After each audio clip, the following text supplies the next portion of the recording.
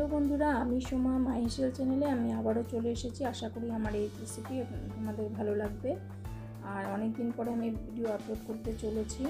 আর কাল জামাই ষষ্ঠী, সেই উপলক্ষে আমি একটি ছোটো মাছের তরকারি তোমাদের সাথে শেয়ার করব। আর আশা করি তোমাদের ভালো লাগবে। আর ভিডিওটা সম্পূর্ণ দেখবে, কারণ প্রথম থেকে লাস্ট পর্যন্ত পুরো ভিডিওটা আমি শ্যুট করেছি। আশা করি তোমাদের ভালো লাগবে। তো চলো দেখে নিই। প্রথমে মাছটাকে ভালো মতন, যদিও বাজার থেকে কেটে এনেছে, তথাপি মাছের মধ্যে অনেকটা নোংরা লেগে থাকে, পেটের মধ্যে অনেকটা নোংরা থাকে, তাই আমি ভালো মতন পরিষ্কার করে নিচ্ছি। নিয়ে ভালো মতন ধুয়ে নেব। দেখো, আঁশগুলোকে প্রথমে নুন দিয়ে ভালো মতন মেখে আঁশগুলো তুলে নিয়েছি। তারপরে আমি মাছটাকে ভালো মতন পেটটাও ছাড়িয়ে নিয়েছি, পেটের ভিতরে যা নোংরা আছে সব টিপে বের করে নিয়েছি। করে নিয়ে এখন মাছটা ভালো মতন ধুয়ে নিচ্ছি।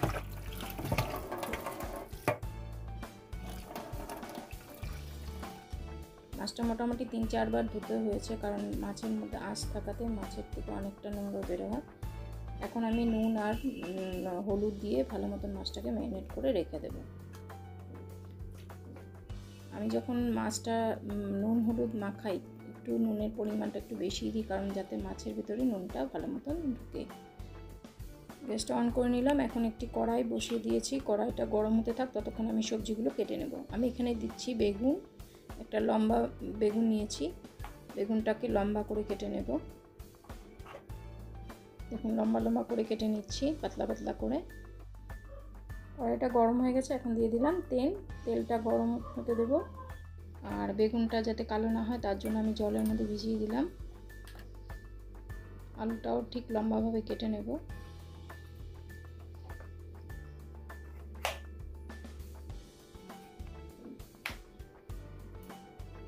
সাথে নিয়ে নিচ্ছি একটা মিডিয়াম সাইজের পেঁয়াজ। পেঁয়াজটাকেও কেটে নিচ্ছি ছোট ছোট করে। আলুটাকেও জলে ভিজিয়ে দিচ্ছি, কারণ আলুটাও কালো হয়ে যায় এমনি রেখে দিলে, তাই আলুটাও জলের মধ্যে দিয়ে দিলাম। এখন পেঁয়াজটাকেও ছোট ছোট করে কেটে নিয়েছি। তেলটা গরম হয়ে গেছে, এখন মাছগুলো আমি ভেজে নেব। মাছটা আমি খুব বেশি পরিমাণে ভাজবো না, হালকা ভেজে নেব। অনেকে কাঁচা মাছই রান্না করে, আমি কিন্তু কাঁচা মাছ রান্না করি না, সবসময় একটু হলেও ভেজে নিই, কারণ আমার বাড়িতে সম্পূর্ণ কাঁচা মাছ কেউ পছন্দ করে না, তাই একটু আমি হালকা ফ্রাই করে নিচ্ছি। আমি এখানে আর একটু তেল দিয়ে গরম করে নিলাম, কারণ তেলের পরিমাণটা আমি প্রথমে কম দিয়েছিলাম, কারণ মাছটা অনেকটা আছে, তাই তেল আর একটু দিয়ে দিলাম। দিয়ে সব মাছগুলো এভাবে হালকা করে ভেজে নেব।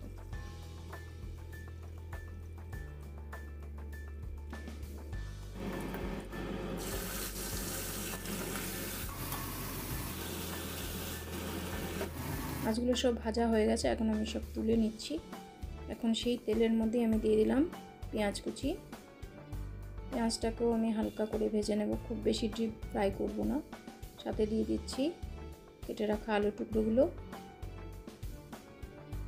একটু নাড়াচাড়া করে এর মধ্যে আমি দিয়ে দেব নুন, স্বাদ অনুযায়ী নুন দিয়ে দিলাম, লঙ্কার গুঁড়ো আর হলুদ গুঁড়ো। আর এখানে কোনো মশলা কিন্তু আমি ইউজ করব না। লঙ্কাটা আমি আরেকটু দিয়েছি, যার যেরকম পছন্দ সেই অনুযায়ী লঙ্কার ঝালের পরিমাণ আর নুনটা দিয়ে নেবেন। এখন আলুটাকে মশলার সাথে একটু ফ্রাই করে নিয়ে এর মধ্যে আমি দিয়ে দিলাম কেটে রাখা বেগুনগুলো। বেগুনের টুকরোগুলো দিয়ে ভালো মতন আলুর সাথে মশলাটা ফ্রাই করব। আর একটু নুন দিয়ে দিচ্ছি, কারণ বেগুন দেওয়াতে নুনের পরিমাণটা কেটে যাবে, তাই আমি এখানে আর একটু নুন দিয়ে দিলাম। দিয়ে সামান্য পরিমাণ জল অ্যাড করলাম, যাতে নিচে মশলাটা লেগে না যায়।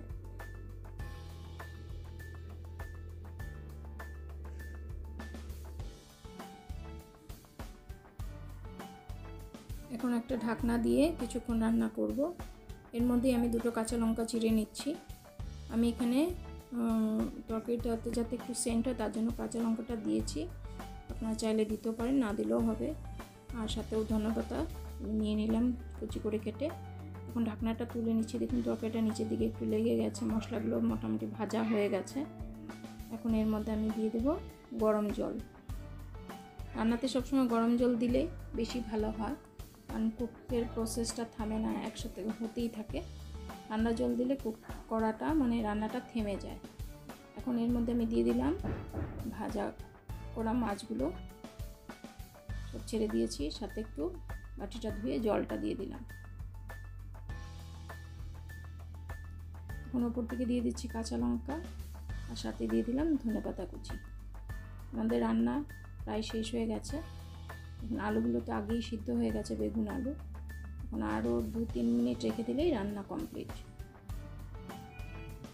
দেখুন এখন আমি কি করছি, ঢাকনাটা তুলে এর মধ্যে যে লঙ্কাগুলো দিয়েছিলাম সেগুলোর বিচিগুলো ভেঙে দিচ্ছি, যাতে সেন্টটা আর একটু হয় আর একটু ঝাল লাগে খেতে।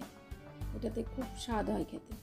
এখন গ্যাসটা অফ করে দিয়ে কিছুক্ষণ ঢাকা দিয়ে রেখে দেবো ঠান্ডা হওয়ার জন্য। এখন একটি প্লেটের মধ্যে সব মাছগুলো নিয়ে উপর থেকে আর একটু ধনেপাতা আমি দিয়ে দিলাম।